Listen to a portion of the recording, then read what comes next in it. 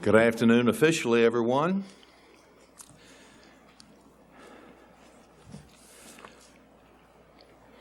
The world was shocked on December 26, 2004, when a tsunami raced across the ocean and devastated between 11 and 12 countries.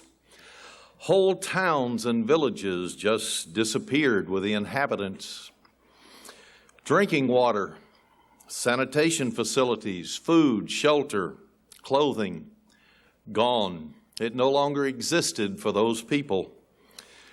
By the time the dead and the missing were accounted for, the count rose to approximately 250,000 individuals. Sympathy went out from all quarters of the world for these unfortunate people who were caught up in this tsunami. Our hearts always go out to people when they have tragedies. Then something else happened that our hearts cried out because of the circumstance. A hurricane crossed Florida as a Category Number 1 storm. Damage was minimal at that particular time. As it moved further east into the Caribbean, the Gulf of Mexico, it began to turn north. It picked up some steam. Before long, they said it was a Category 3 hurricane. Then experts on Russian and American weather warfare said that it had all the signatures of weather war. Suddenly it rose to a number 5 category hurricane. It smashed the Mississippi coastline, bordering on New Orleans, Slidell, Mississippi, Alabama, Mobile. It looked like a war zone. They first said there was a 25-foot surge of water, but then they looked again and measured it at 45 feet high. Smashing homes that were 25 to 30 feet elevated. The homes no longer existed as the water touched the top. The homeless were everywhere. Once again, sanitary conditions became very deplorable, and as of this taping, remained that way. The electricity was gone, no communication for a while. Looting became evident. People would break into Walmart, get large rafts, blow them up, and haul away big screen televisions as they floated down the street with them on them. Then all of a sudden the police were told to stop trying to rescue people and try to stop the looting. I wonder why such a thing would have been even discussed. Human life is more valuable than a television set. Insurance would have covered all the losses from these companies if they had insurance. But the human beings and the human toll was very extreme. The electricity was gone, communications gone, looting everywhere. New Orleans, a city of 1.3 million, counting some of the suburbs, became unfit for human habitation. Once again, the shock waves hit the nation, and then all the way around the world. And as one of the victims down in New Orleans stated, "This is America. This isn't supposed to happen here. We in America have become used to having everything, nothing but good. The poorest in our country live like kings in comparison to many people around the world, most people around the world." And so when all of a sudden it happened in America, it was very shocking. Whether we watch world news or the local news, we see the same depressing information everywhere. Local news becomes on a more personal basis, while world news gives a larger picture, but it's the same painted picture of worldwide human depression. There is very little that people can say that is good in the world today, that is good that happens to people. And yet, we look and stand in awe and wonder, how is it this way? Why does it have to be this way? Why do we have to see wars devastating whole countries? Why do we have to see tsunamis wipe out whole populations? When we look at the continent of Africa and see the AIDS virus slaughtering millions of people and little to be done about it, a whole central section of Africa about to die. We see both communist and Islamic overthrow of governments and the massacre of millions of people who oppose them. This is very frightening when you understand that there is a program for world government and a program for the same thing to happen in America.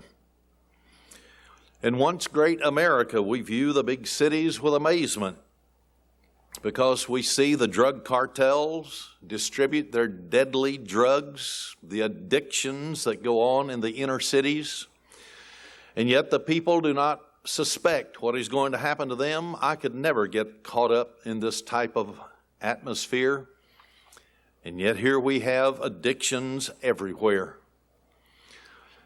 As people were evacuated from New Orleans, and many of them went into Baton Rouge to stay on the Louisiana State University campus, they found out most of the guys that came there were in this drug culture, and so the people can't even go out at night in Baton Rouge, Louisiana. The women can't because of the rape and the potential robbery.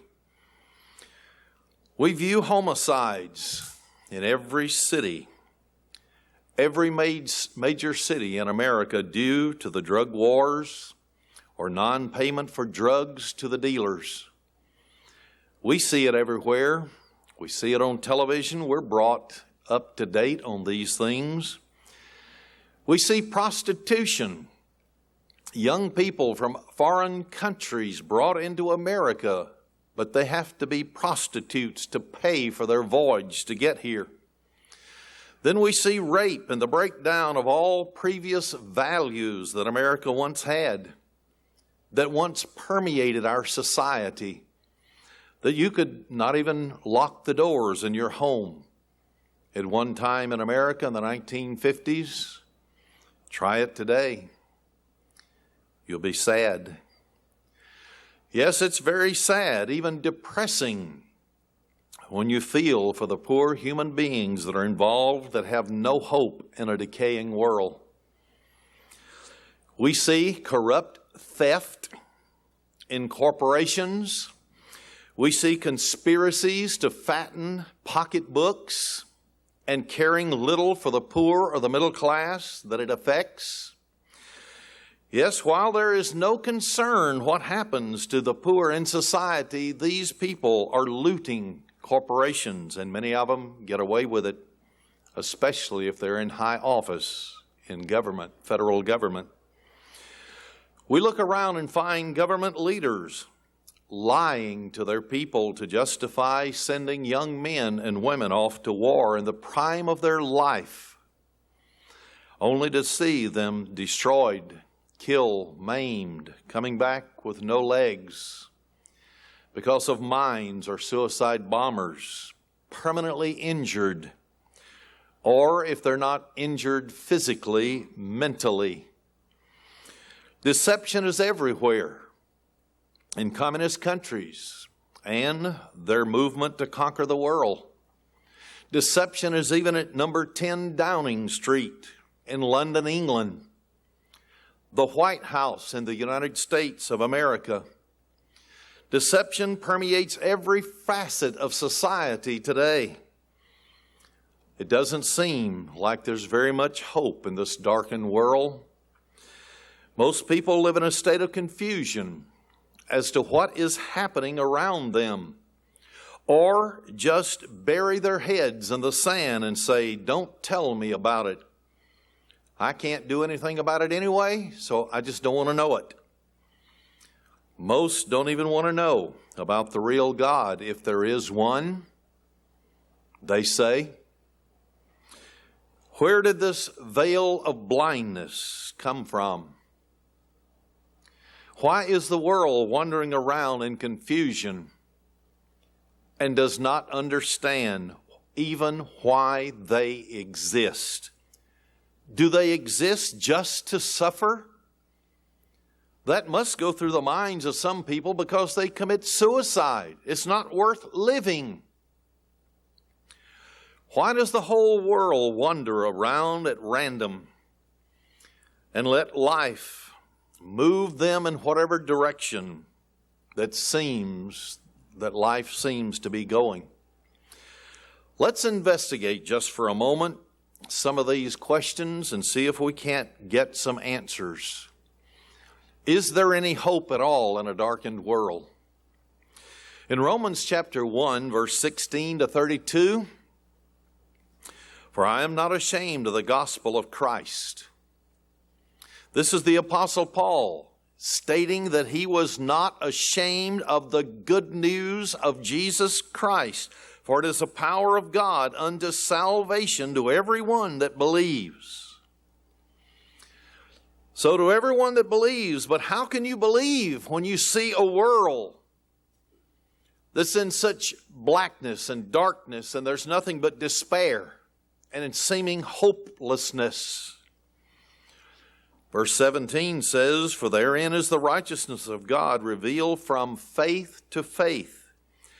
As it is written, the just shall live by faith." So there is something that must rise beyond what we see around us. There is something that must look beyond New Orleans, Slidell, Louisiana, Biloxi and Gulfport, Mississippi, Mobile, Alabama. There must be a bigger picture, because faith is what we must live by if we're to be justified by the good news of Jesus Christ. "For the wrath of God is revealed from heaven against all ungodliness and unrighteousness of men who hold," and the Greek word here means to hold back or suppress the truth and unrighteousness. So something has happened that brought the world into this darkness, this pit of blackness, of living unrighteously. And as a direct result, there seems to be no hope for human beings and for even existing. Verse 19, "Because that which may be known of God is manifest in them, for God has shown it unto them." God has shown that He exists, but they didn't want to know. Verse 20, "For the invisible things of Him from the creation of the world are clearly seen, being understood by the things that are made, even His eternal power in Godhead, so that they," this is the human race that seems to be in such darkness and without hope, "so that they are without excuse to acknowledge God and get into harmony with His way of life." Verse 21, "Because that when they knew God, they glorified Him not as God, neither were thankful, but became vain or conceited in their imagination, and their foolish heart," or their minds, "were darkened." Back there in the Garden of Eden, Adam and Eve knew God. But then they did something. They compromised their life with their Savior, with the one that created them. The compromise brought darkness into their life. They were blinded spiritually. They didn't want to talk to God anymore. Jesus came to them. And it says He came to them in the garden and He spoke to them. He asked them where they were. He knew where they were. He just wanted a reply. They didn't want to talk to God because they knew that they were cut off from Him. They had gone against the very principles by which He had given to live by.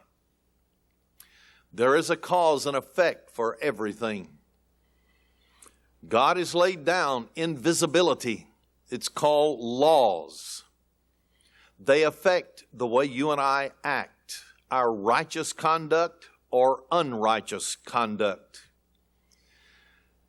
And the cause of happiness and joy and peace breaking out all over the world is obedience to God's everlasting covenant. But the cause of what we're seeing around us today, the drug addicts, the gangs and the ghettos of the big cities, rapes, unwanted little children, abortions, 40 million in America, people suffering from one end of the globe to the other, the effect of unrighteousness, a violation of God's way of life. That's why their heart or their mind became darkened. They don't understand where they're going, that they even have a purpose for existence. Verse 22 says, professing themselves to be wise, they became fools. Why in the world would God record such a statement in the Bible? They profess themselves to be wise, not God. Therefore, when God darkened their mind because they turned their back upon Him, they couldn't think their way out of a paper bag with any sanity. That was the human race that we were a part of too. Verse 23, and changed the glory of the uncorruptible God into an image made like unto corruptible man, to birds, four-footed beasts, and creeping things. That's evolution. They had to get God out of the picture. Their mind was darkened. That gave them no hope. Verse 24, wherefore God gave them up to uncleanness through the lust of their own heart. What was the result? To dishonor their own bodies between themselves, who changed the truth of God into a lie and worshiped and served the creature or the creation, pantheism, through evolution, more than the Creator. And the Creator is the one who is to be blessed forever. He created everything for a purpose, for a reason. And mankind, when he rejected that great Creator God, all of a sudden had their minds blinded. They were darkened. They couldn't think properly anymore along righteous lines. So God gave them up. They began to act differently, to have a lifestyle of abandonment of everything that's righteous. Verse 26, for this cause God gave them up unto vile affections, that's passions of the flesh, lust of the eye, and the pride of life. For even their women did change the natural use into that which is against nature, lesbianism. And likewise also the men, leaving the natural use of the woman, burned in their lust one toward another. Men with men working that which is unseemly. And the word means indecent or shameful. And receiving in themselves the recompense or the reward of their error, which was meet or due to them. Cause and effect. Verse 28, and even as they did not like to retain God in their knowledge, God gave them over to a reprobate mind, to do those things which are not convenient. Remember that word, reprobate mind. Verse 29, being filled with all unrighteousness. This is what happens when you have a reprobate mind. Your mind has been darkened. This is the effect when you turn your back upon God. You have no spirituality. Oh, you can put up a front and a show, but then behind closed doors, you live a different lifestyle of unrighteousness, because it tells what people do when their minds are darkened in verse 29. Being filled with all unrighteousness, fornication, that's premarital sex outside of a contract between a man and a woman. wickedness, covetousness, maliciousness, full of envy, murder, debate, which is strife, deceit, malignity, whisperers, that's slander, backbiters, haters of God, despiteful, proud, boasters. And you look at some of the television programs, especially the NFL, and some of these ends and so on that think they are the superstars of the game. They're nothing but boastful. They're proud. They're despiteful toward other people. And this is exactly what the flesh will do when it is darkened and there's an absence of God in their life. Inventors of evil things, disobedient to parents. This is the natural mind that we have before there is an intervention by God. Verse 31, without understanding, and that means spiritual understanding. Covenant breakers, without natural affection, implacable, hard-hearted, unmerciful. And verse 32 says, who knowing the judgment of God, that they which commit such things are worthy of death, not only do the same, but have pleasure in them that do them. Yes, they all go to the bars together so that they can begin their frolicking, their disobedience to God. They're looking for a single woman. It doesn't matter. As one woman said, I prefer married men. They're safe. This world is dark. It's blinded. It seemingly has no hope. I would like to summarize these verses. Number one, the gospel of Jesus Christ, or the good news, is a power unto salvation. It's God's power, meaning that we are to be salvaged from permanent death for violating His everlasting covenant, from which there will be no return if we continue to live in that lifestyle. Number two, God can be known by the things He created. He can be known. There's not an excuse in this world if somebody really wants to know. Number three, the human race is without a real excuse in denying the true God when they accept evolution. That is their excuse. But they're without excuse. There is absolute proofs that God exists. A fourth observation, because mankind rejected his God, that same God allowed their minds to become spiritually darkened without understanding. Therefore, they don't even know the purpose of their existence. They don't know where they came from. Some soup somewhere a long time ago. A fifth observation, they adopted evolution as a method to blot God's existence as their creator out of their minds. If they can block God out of their minds, they will not have to be responsible to obey Him. They can block out the cause and effect relationship that is affecting them.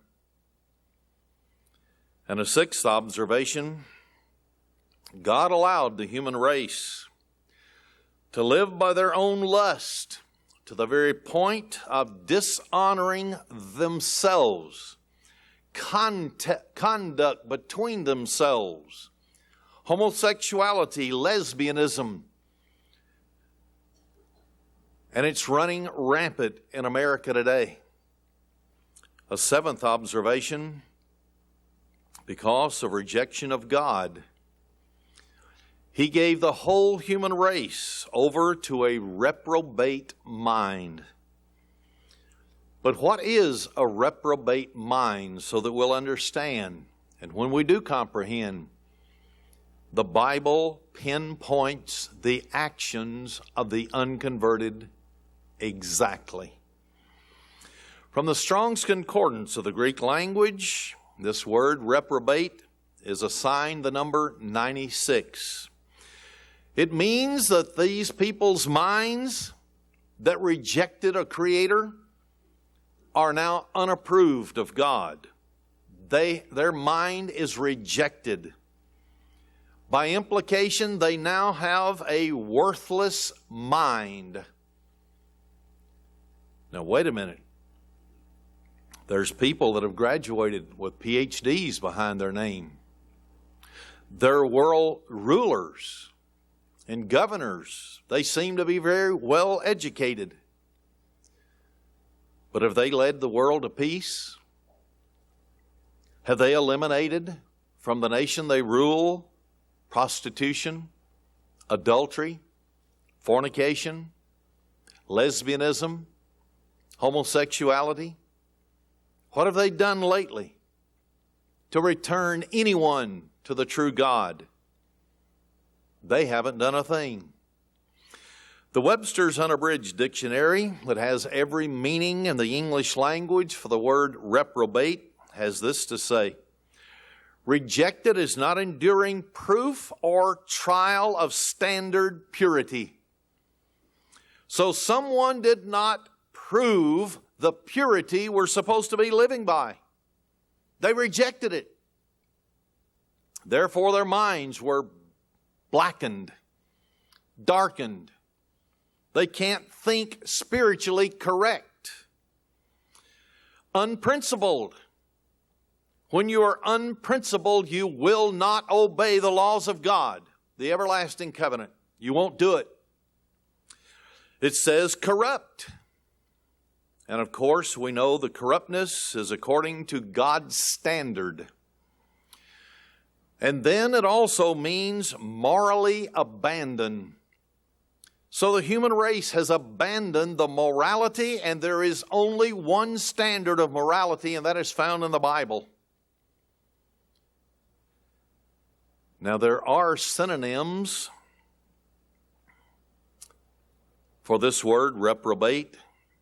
Has the same meaning, hardened. So you can have a hardened heart so that you will not listen to God. You will not be corrected of God. You will not be changed by His Word. Then you have antonyms. Those are the opposite meanings. One of those is virtuous. Look around the world today. Do we see a virtuous world? Moral. Do we see morality just gripping the world? Have we seen everybody on earth abandon their illicit sexual activity and remain faithful to one man and one woman called a husband and wife?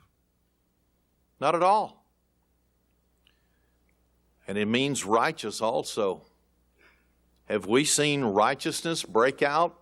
Psalms 119, 172 says, all your commandments are righteousness, meaning God's commandments. Does everybody in the world worship the one and only true God? No, they reject Him for evolution. Does the whole world abandon idolatry? Or do we see people still worshiping idols? And even the major church of the world has idols everywhere. Has the world stopped taking the name of God in vain? I didn't realize God had a last name, but I hear it on television all the time. An eighth observation: the ultimate destiny for remaining in this condition is death, from which there is no return. The resurrection from the dead will not affect these people that remain in this condition. This section of Scriptures started out with verse 17 by saying, the just shall live by faith. To be justified, according to Hebrews 11, verse 1, to be justified in God's eyes and not to remain having a reprobate mind requires faith. Hebrews 11:1 says, now faith is the substance or assurance of things hoped for. And then it says, the evidence of things not seen. Evidence. None of us has ever seen God in person. Moses and 70 elders saw the backside of Jesus Christ on the Mount Sinai. We have a book, or a manual you might want to call it, that tells us about Him. But you see, an automobile manufacturer supplies a manual for his or her car, whoever buys it, so that you will know when to change the oil, when to rotate the tires, when to change the spark plugs, general maintenance. The manual is to guide you in caring for your automobile so that it will last longer. It will provide you with the necessities of transportation that modern society commands. Well, God inspired certain men throughout the ages. But if your mind has been blackened and darkened, then you won't believe that God did this. But He inspired certain men from time to time to put down on paper books. Some large, some small. Then the Apostle John put them all in one binding between 90 and 96 AD on the Isle of Patmos, where he was exiled. When he placed all of that in one binding, it became known as the Bible. The word Bible means books. So the books that are from God, inspired of God, this is the manual to the human race. It's concerning their manufacturer, God, or Creator. How to repair any damage that is done to the human race, that's the product that God created. So human beings can live according to the manufacturer's specifications that determines happiness, righteousness all over the world, no matter what country you live in, no matter what color of skin. It does not matter. When people get in harmony with a manual, the manufacturer's books that tell you how to live, the scales of blindness will fall off your eyes. You don't have to remain in darkness. The writer of the book of Hebrews said that faith should be based upon hard evidence. Yet you ask people in churches today and they say, oh, faith? I've got faith. But they can't tell you one thing, one piece of evidence that it's based upon. It's like a blind faith. I just accept it because somebody said it. According to Strong's Concordance of the Greek language, the word evidence means proof.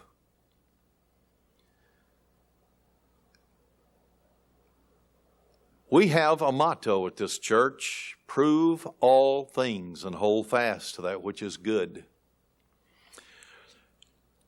Proof is what is needed. If you're to have a foundation upon which you can hang your hat and never have to worry about that foundation crumbling. A trial lawyer would never go into court and try to present a case to a jury to convict someone of murder unless he or she had evidence. Proof. That's required in a court of law. You may need ballistic tests of a gun so that you can compare the cartridge that you dug out of the man and if that person's gun was the one that fired it. You must prove motive. Why would someone want to kill someone? Opportunity to perform the murder. and possibly witnesses that place the person charged with a murder at the scene of the crime or leaving the scene of the crime. There may be even DNA testing to match skin under the fingernails of the person that was killed. Did it match with a person that has been accused in his own trial? Blood in the trunk of a car. Maybe if the person killed someone in one location, dumped their body in the trunk of their car, took them to another location. Did it match the victim's blood? You have to have proof. Otherwise, the person is not convicted. God is the same way. He doesn't expect anyone to be led by blind faith. He expects us to dig out the evidence, the proof that verifies that He exists, and it will lay a foundation for your faith to rest upon so that nobody can take that foundation out from under you. You can prove that God exists. You just can. Decades in the past have been called the decades of destiny by many people, because for the first time in human history, we've had such things as satellite television. Evangelical Christians, as they call themselves, could take their message around the world. And it was estimated that between 20 and 40 million people in the United States claim to have had a born-again experience. Today we have 24-hour-a-day religious television, radio, cable networks that carry them. Does this provide proof?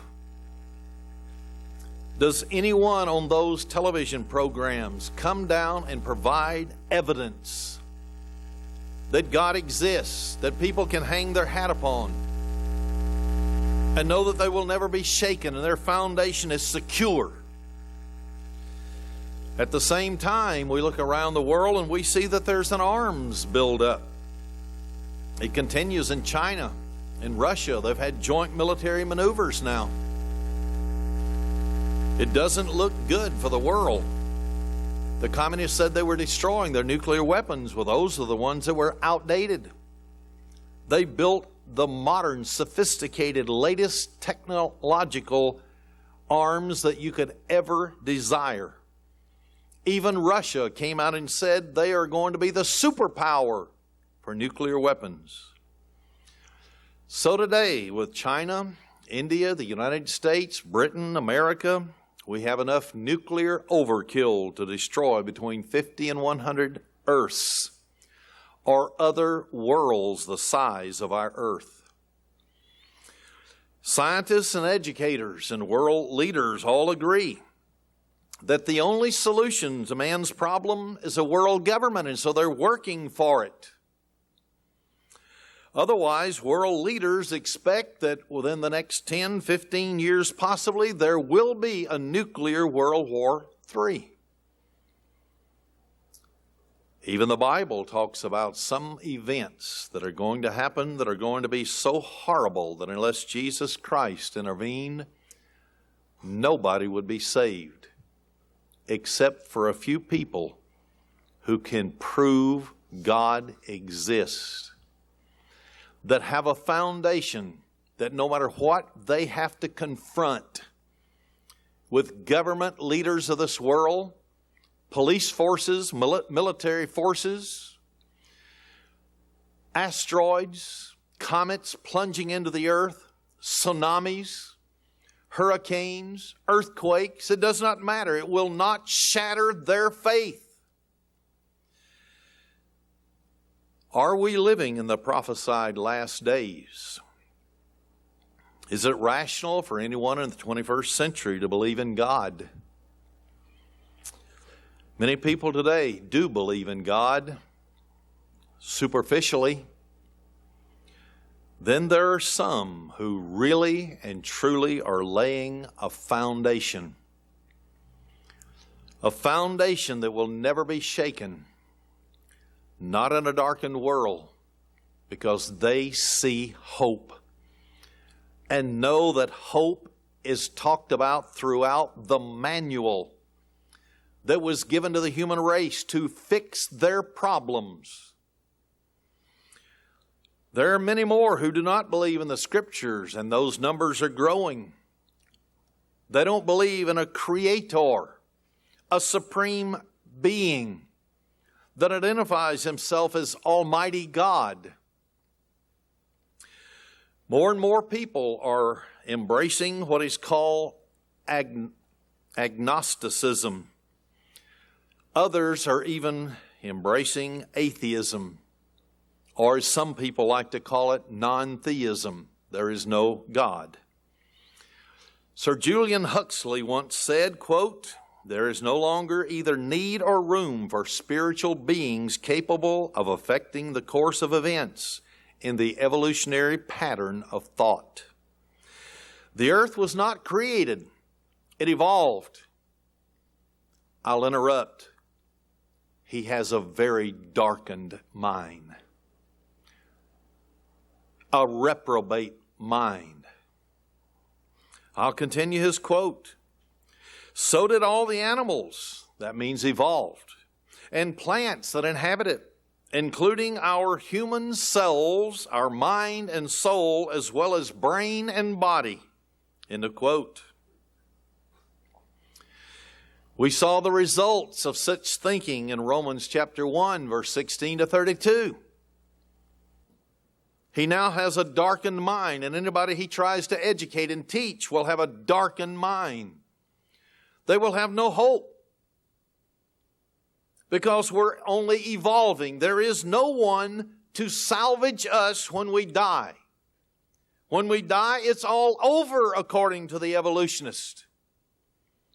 And it's the survival of the fittest, they say. Today, our modern educational system teaches evolution.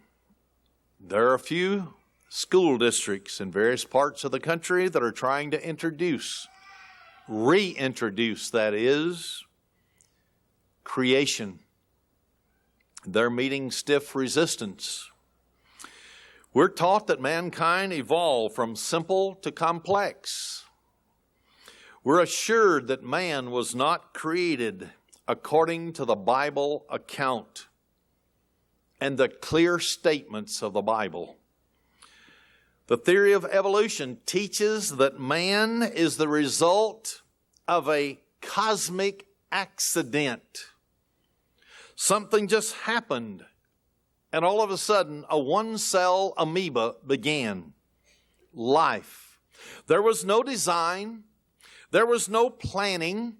There was no purpose. This is what the evolutionists present.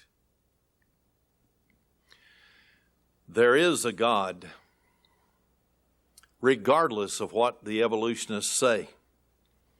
He created the vastness of the universe. He created the planet Earth, all the myriad life forms that are on planet Earth.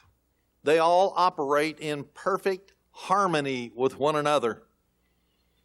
If you take the little bee out of circulation, a honeybee, that goes from flower to flower and pollinates, you will have no more crops. You will have no more flowers. If you take that little hummingbird out of existence, then your pollination stops. God built it that way. Everything is interdependent upon one another. So there is harmony, except where man puts his face into it. When you leave nature alone, everything is perfect. But when you put man, who has rejected his Creator, then all of a sudden problems begin everywhere. So the question is, can you prove God exists? Can you prove that God has a plan to remove the blinders, to remove the darkened mind so that it can be illuminated with light, understanding of truth? Oh, you can prove that there is an all-wise, all-powerful, almighty Creator God. And therefore you can prove that there is hope because the manual that He brought forth and put it inside, called the Bible, the books, is true. It will happen. You can scientifically demonstrate the existence of this great Creator God. There is no doubt to someone who wants to know the truth. The theory of evolution is still only a theory. It is not a fact. You cannot find one single type of animal that has gone from one stage to another.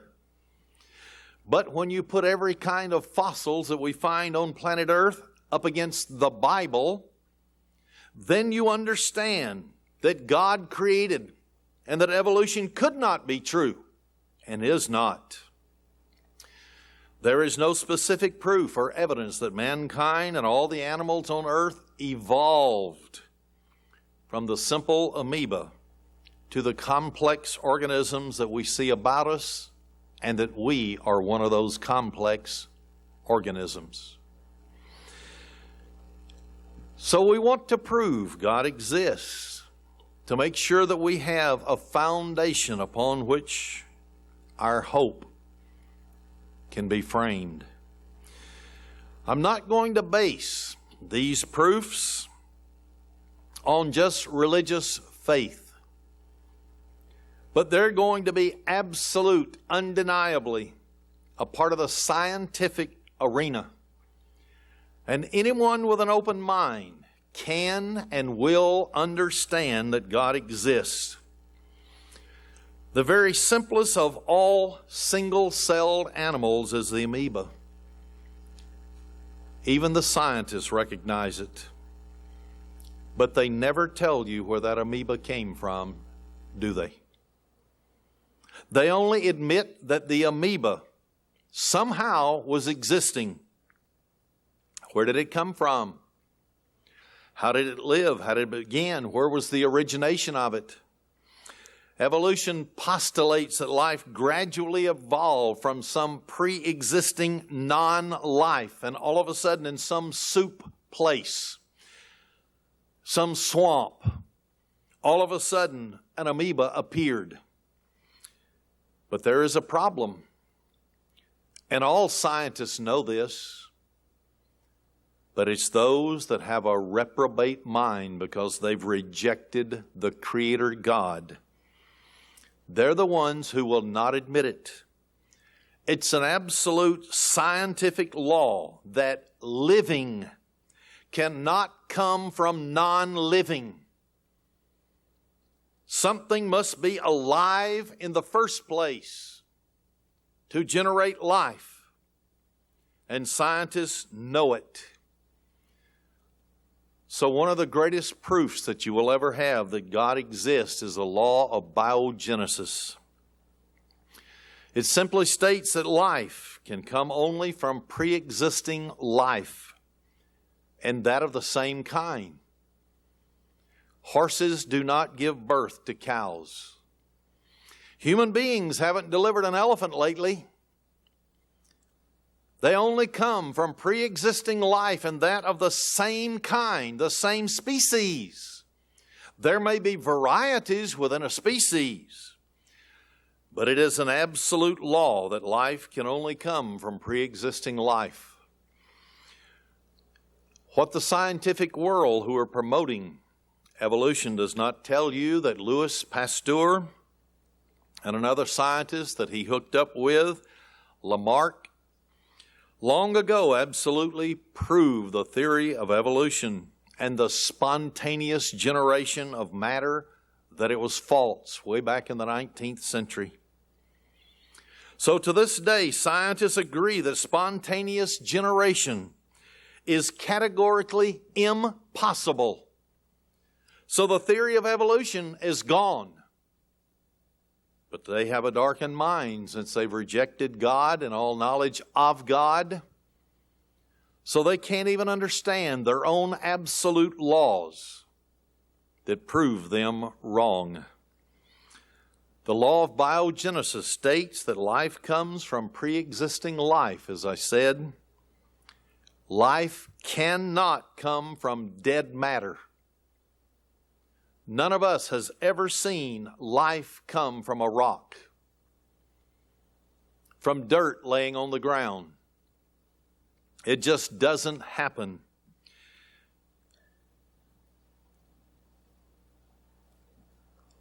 Since life cannot spontaneously come into existence, that means the only logical conclusion is that life must have been created by someone. That's what's found in the manual called the books. It tells where life came from. Then it explains when the product is broken, how it's to be repaired. And God has shown that this product called human beings, made in His own image, will be salvaged from death and will be given life. But that life came from pre-existing life. God Himself, He was the creator of it. There's no other logical explanation or conclusion except that life can only come from pre-existing life, and that means God. So the first great proof that scientists cannot refuse is of the existence of this all-wise creator God is the absolute law of biogenesis. Life only comes from pre-existing life. God is the great life giver, and He alone is immortal. The Bible says so. There's only 4 scriptures in the entirety of the Bible that says and talks about immortality. One of them says God is immortal. The other then says Jesus is immortal. And another says that we currently are seeking immortality. And the 4th one says at the last trump, the 7th trump, those with the Spirit of God inside of their mind will receive immortality. So life can only come from pre-existing life. Nothing gradually evolved over a period of time. To be exact, scientists have discovered the DNA molecules that absolutely proves that one species always reproduces the same type of species. There is no crossing. There is no bird that gives birth to a crocodile or evolved to a crocodile. DNA patterns, even in human beings, guarantees that you will have a human baby every single time. But scientists do not understand that some of the skeletons that they have found in the ground, it came because of a great event long ago. And if they did understand it, then they could quit their teaching evolution. That great event happened when angels came down to this planet. They claimed to be establishing the kingdom of God. They began to marry and take wives of anybody they wanted. They reproduced giants in the earth. But they did something else besides reproduce, cross the genetics of angels with the genetics of humans. They did something else. Notice what it says in the book of Jasher, that is mentioned twice in the Bible as being a legitimate historical setting. Chapter 4, verse 18. And there, this is the fallen angels and giant offspring, judges and rulers, went to the daughters of men and took their wives by force from them, from their husbands, according to their choice. And the sons of God in those days took from the cattle of the earth, the beasts of the field, and the fowls of the air, and taught. This is what the angels, fallen angels, began to do. They began to teach the mixture of animals of one species with the other. Genetic engineering. Just like is going on right now in the United States of America and other parts of the world, where they're making human blood go through rats. They're putting human brain cells and DNA patterns in rats. They're taking and diverting some of the genetic structure of mice to make them super mice, 3 times as large as a normal mouse would be. And it says, in order, therefore, to provoke the Lord. These angels wanted to destroy everything that God had made. And God made life.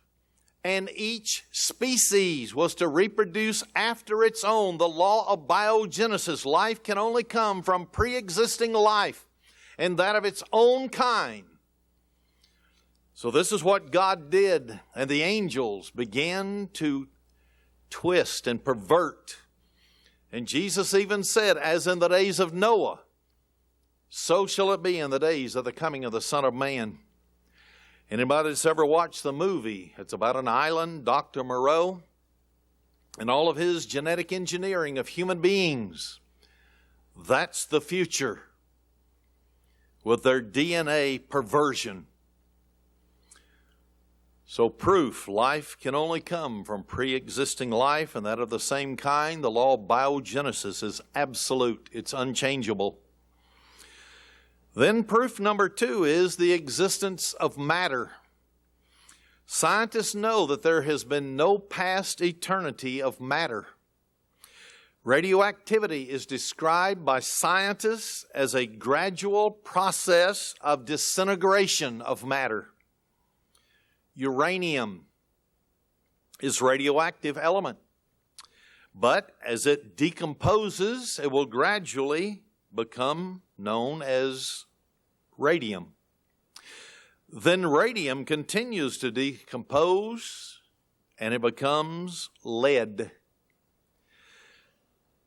This doesn't happen except over a long period of time, thousands and thousands of years.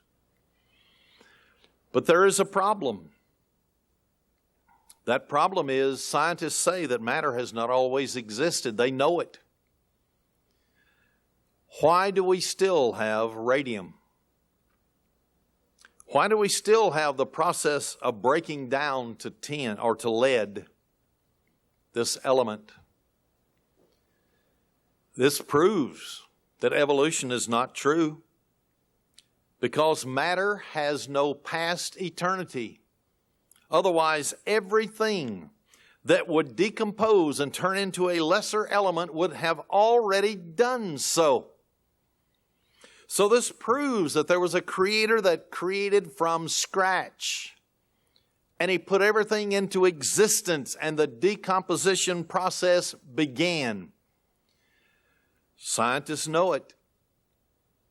But there's a problem. They rejected God. Therefore, their minds were darkened.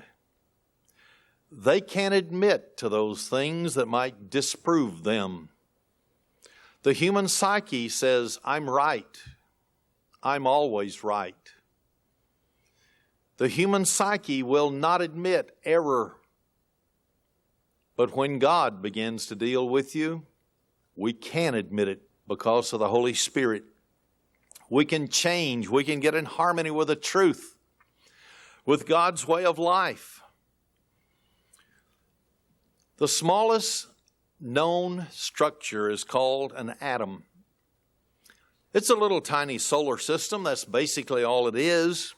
It has a nucleus and a proton running around it. Just like we see the sun, and we see 9 planets orbiting around it. Here is the same pattern, the same design.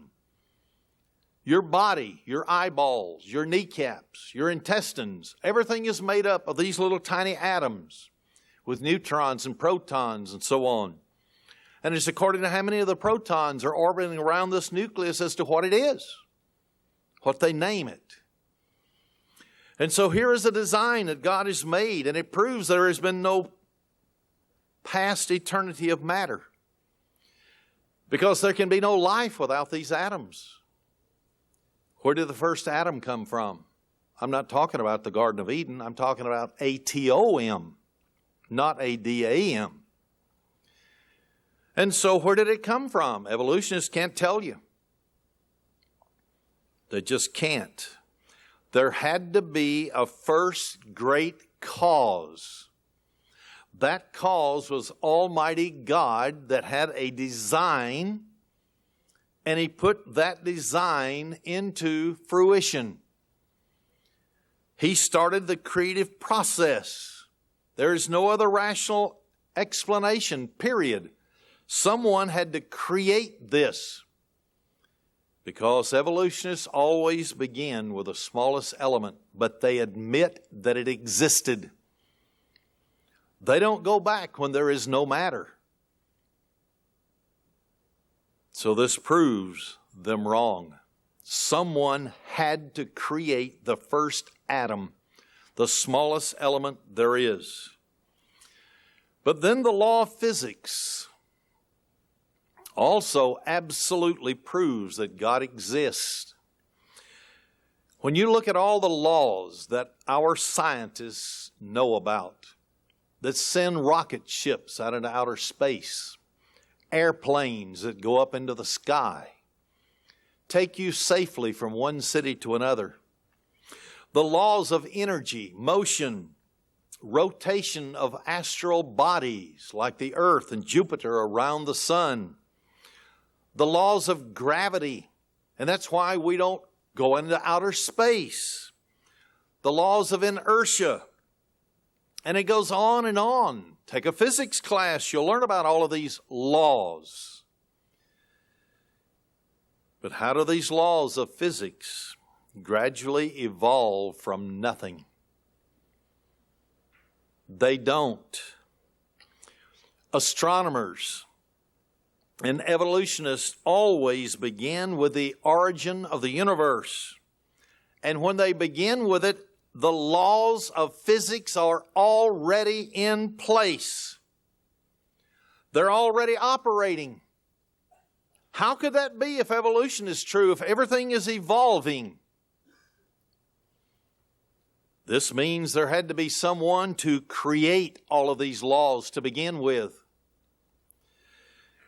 They can't explain how the law of gravity just gradually evolved that holds us down on planet Earth. How did the law of inertia gradually evolve from nothing? There had to be someone to create it, to hold it in its position so that it will always work and you can depend upon it. And when our pilot sitting down here at the camera goes up in his American Airlines, he knows that he will arrive if every single law has been obeyed. He knows it, and we do too. But evolutionists don't try to explain where these laws came from, how they began to eventually evolve. But what this does, it proves that there is a great lawgiver. That lawgiver is God. He's the one, if you prove that He exists and you know that every law must have been brought into force by Him, this gives you hope that the Bible is true because He purports to be the one to have inspired people to write it. And if it's true, and it came under inspiration, then He is the one that is giving the plan from creation right on down to the finished product called salvation. But you know, there's another great proof that God exists. All of these laws, they're all here. They never fail. Oh, they're invisible. You can't go out and shake hands with the law of gravity, but it's there. Wind is there too, and you know that there are molecules, oxygen, hydrogen, and so on in the air. It's there. We breathe it in and out, but we can't see it. When designers and engineers of aircraft, space vehicles began to consider how they're going to launch, how they're going to go from Dallas to Tokyo, Dallas to London, and back in an aircraft, how they're going to send someone to orbit around the earth, they absolutely depend upon these laws, every single one of them. They depend upon those laws that they will every single time act in the exact way that they have been instructed, that mankind has discovered. And if they didn't, do you think they would climb into a space vehicle and be shot out into outer space? If they didn't know that there were absolute laws, and if they went by every law, that would be a successful launch and a successful re-entry into the atmosphere? This means one of the laws that proves God exists is that everything is being sustained right now. It's being upheld. Someone has to be doing that. Because if evolution was true, everything's evolving. It's changing. You could not depend upon it. Therefore, no one would ever want to get in an automobile. Because what if gravity failed? And it evolved, and all of a sudden you're shooting out into the sun and you're burned up. No, every time they start with absolute law. And you know, the Bible tells us, this is the manual. And it tells us exactly who is upholding these laws and why they will never change and why you can depend upon them and you can prove God exists. Colossians chapter 1, verse 16 and 17. For by Him, and it's talking about Jesus in the previous verses, were all things created that are in heaven and that are in earth, visible and invisible. The laws of physics are invisible. Whether they be thrones or dominions or principalities or powers, all things were created by Him and for Him. And He is before all things. This is Jesus. And by Him all things consist. Everything is sustained. Every law is operating because Jesus is at the throttles. He's making sure that everything operates exactly the way that He and the Father created it to begin with. The blinders of the human race can be removed if they prove God exists. But since they won't give up their fleshly appetites and the passions of the flesh, they're going to live immorally. They're going to continue to have a reprobate mind.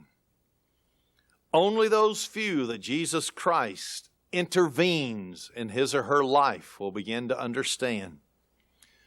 The scales of blindness will fall off their eyes. They will know there's a Creator that creates everything. Let's face it, when we drive an automobile, or in Texas, a truck, buses, we rely on friction that keeps us on the road. Otherwise, every curve you would just flip over. But we rely upon friction. We know it works. It's been proven to work. Now, it can be altered by slippery road, rain, conditions. And if you go too fast, then you violate the law of friction. And your automobile ends up in the haystack or in the first limb of a tree. and your insurance rates go up, all because you wanted to violate the law of friction. We all know that you have to put oil in the engine of an automobile, a truck, whatever. It's to lubricate it so friction will not work. Otherwise, your engine would freeze up. I had it happen to me one time. Ruined. New engine. Here we come. Money out the wazoo. And everybody that knows me knows that if I open my wallet to take money out, little bugs fly off because, I keep that in that wallet. When our astronauts were shot off to the moon, in spite of all the theories that say they never went there, when they landed on the moon, they returned in their spacecraft. They finally landed on planet Earth. And all the people that were involved in this absolutely depended upon pre-existing laws, such as the law of trajectory, the laws of inertia, the laws of heating and cooling, and a host of other laws that already existed and they knew they could depend upon, or else they wouldn't have gone. The fact that they could depend upon those laws with their very lives and the lives of the others that were with them absolutely requires that those laws are sustained from one day to the next and 1 year to the next, 1 decade and 1 century to the next. And it's Jesus Christ that sustains every single law. He's been given permission by His Father to do so. But another one of those great proofs that God exists and therefore you and I can have hope in a world that seems to be going to hell in a handbasket is design. You look at the design in nature. You look at the design of the human body. You look at all the beautiful buildings that are built, the skyscrapers, the skylines of the big cities of the world, the beautiful automobiles that are made, airplanes, jets, the Concorde. Then you want to ask, who was it that thought up the gorgeous, beautiful design? You knew it was an engineer. We all know it. We know that no building is just going to put one floor and then another floor on its own and evolve upward. We know that. It's not going to happen. And so someone had to sit down and design these things. They made blueprints so that they could follow them. And when the final design had been accomplished, you see the beauty of everything. Beautiful resort hotels overlooking the ocean in Tahiti, Cancun, Mexico. Beautiful homes built on the mountainsides by rich people. They all had designers. We know it. But when you look at the interdependency of all of nature, every living thing, it's in total harmony. There is nothing out of place except mankind. When you look at all the various types of trees, whether it's fruit trees, pecans, or any other kind of tree, flowers that are so beautiful, the little purple pansies with the various colors. Then you look at the grains that grow, the wheat, the oats. You look at all the various vegetation of the earth. Someone had to design it. It had to come from somewhere. Then you look at the different varieties of animals. The hyenas, and they laugh at you all the way to that dead carcass. And then you find the giraffes and how beautiful they are. Then you look at all the insects. While we may swat them on picnics, they're all interdependent. They make the earth go. When we look at all the birds and the beauty as the cardinals fly in your backyard and land, we see the blue jays and then the mockingbirds. We see the whooping cranes. All of these things were designed. Somebody had to be the designer. It's beautiful. Design absolutely proves that there is a creator. Then when you study the cleavage properties of minerals, and you look at the beautiful minerals that's brought up out of the ground, and then you study the design of the human body, the complex intricacy of it, all the organs internally in the body, how that each one directs whether that it is a healthy organism or not. And when one goes bad, it begins to affect the others. And how a designer had to bring all this about. When you analyze the beauty of how everything reproduces after its own kind. Yes, that old word that I used to be so bashful never to say, sex. When you look at it, did it just happen? Or was there a designer to guarantee that we would repopulate the earth and that the animals would reproduce and they would continue to live one generation after another? This means there had to be an intelligent designer. It just did not happen. And when one species reproduces after its own kind, it shows the design of the DNA molecule in each separate entity. And that's why humans only reproduce humans.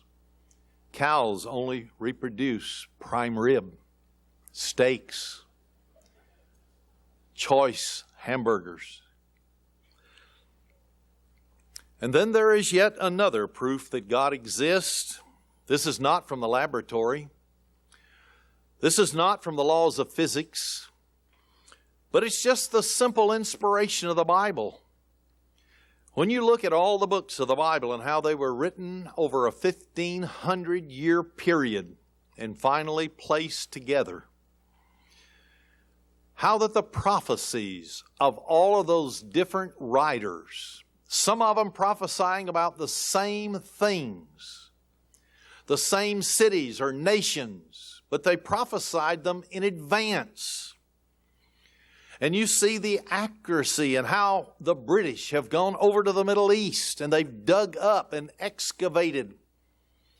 And they've absolutely proven that everything the Bible says is accurate because there are the cities laying under the sand.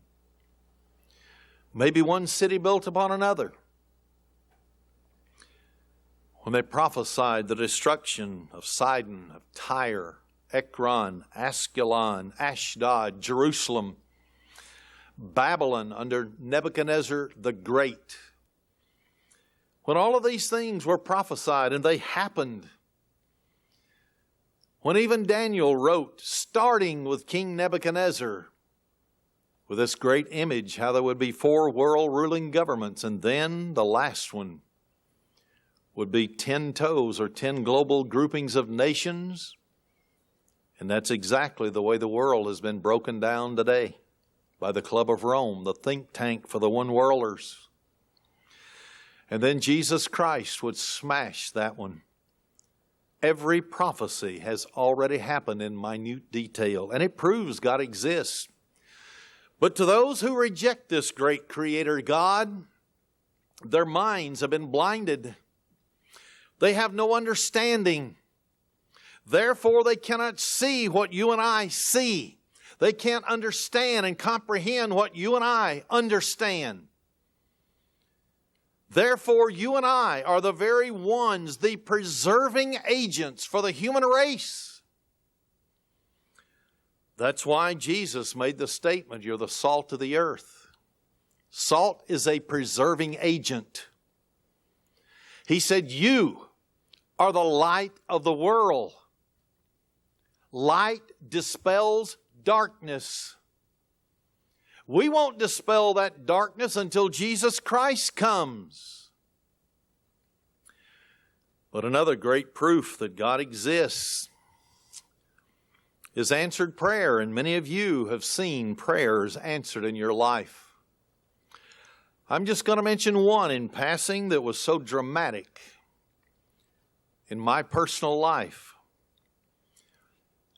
I was home, but in a different location in the house, and my wife just dropped down to the floor, holding her chest. So I anointed her with oil. She got up.